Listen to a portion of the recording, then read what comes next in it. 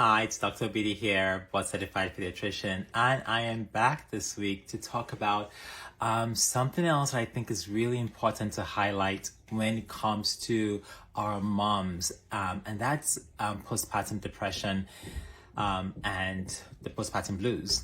Now, last week I talked about how there is some benefit to worrying as a new mom. And I know that may sound like, really horrible to say, but there's actually some benefit. And if you didn't watch that episode, I'll just encourage you to go back and look at that episode because there's some good information there, I believe. However, the other part though is that there are times when worrying actually gets to a place where it is counterproductive and that it's really difficult for a new mom to deal with.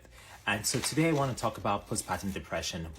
We're taking care of moms over the years. One of the things I started to realize was that we as pediatricians and clinicians oftentimes do not pay as much attention to a mom's mental health as we ought to.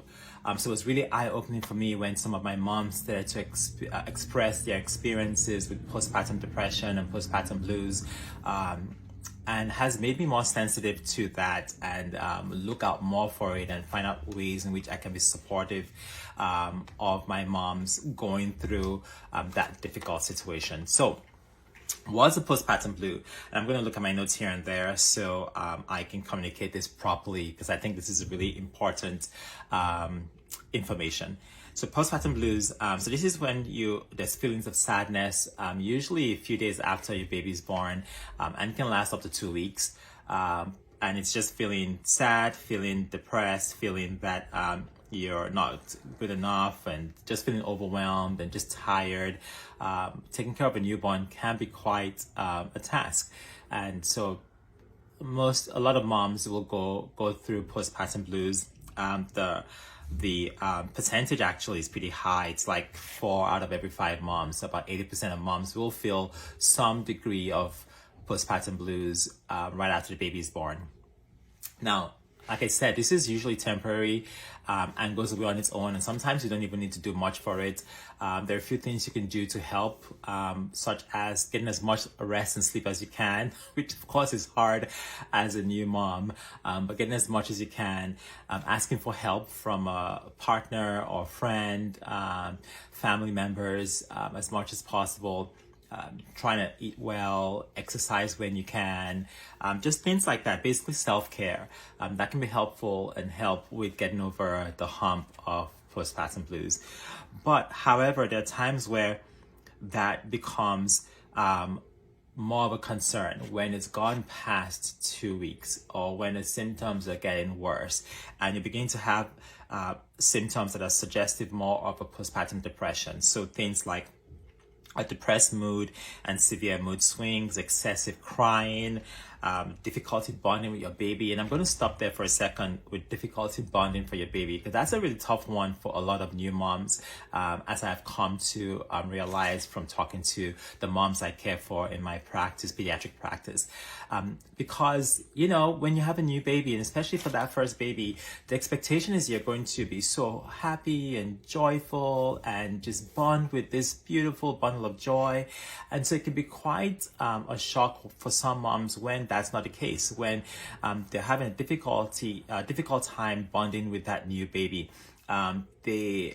That just throws up all kinds of feelings, feelings of just shame and, worthlessness and feeling like they're a horrible mom for not feeling this warm, beautiful affection towards their baby.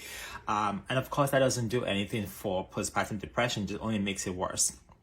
But I just want to call that out because that is an experience a lot of moms will go through, and just to know that you're not alone, and to know that you're not crazy or weird for feeling that way. That's just sometimes the way we react to such a stressful and difficult time.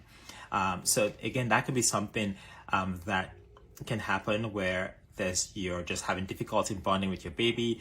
There could be withdrawing from family and friends, just loss of appetite, inability to sleep, so a lot of insomnia or sleeping too much, overwhelming fatigue and loss of energy, just a reduced interest in the things you normally enjoy, and intense irritability and anger, fear that you're not a good mom, hopelessness. These are heavy things, and of course it could be even things like severe anxiety attacks and more even darker thoughts like wanting to harm yourself or your baby, and those are all really heavy. And so the big message is, when you are feeling this way, or just a lot of these feelings are coming up for you, that you seek help.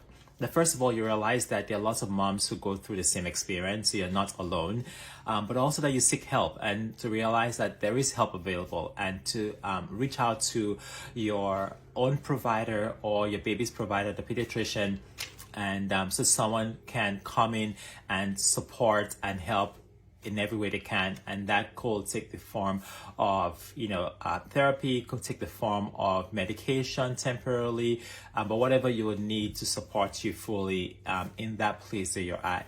And just to know that there is hope, and that it does get better, and that this can you can get over the hump, and that you can get to a place where you bond with your baby, and where you're grateful for the experience and for the gifts that you have in your newborn baby.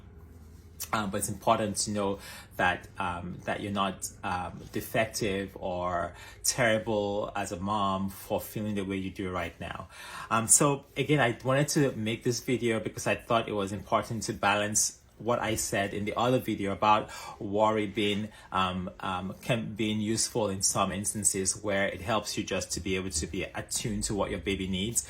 But when it gets to a place where all these feelings are coming up for you and you're having a really difficult time caring for your baby, then you should seek some help.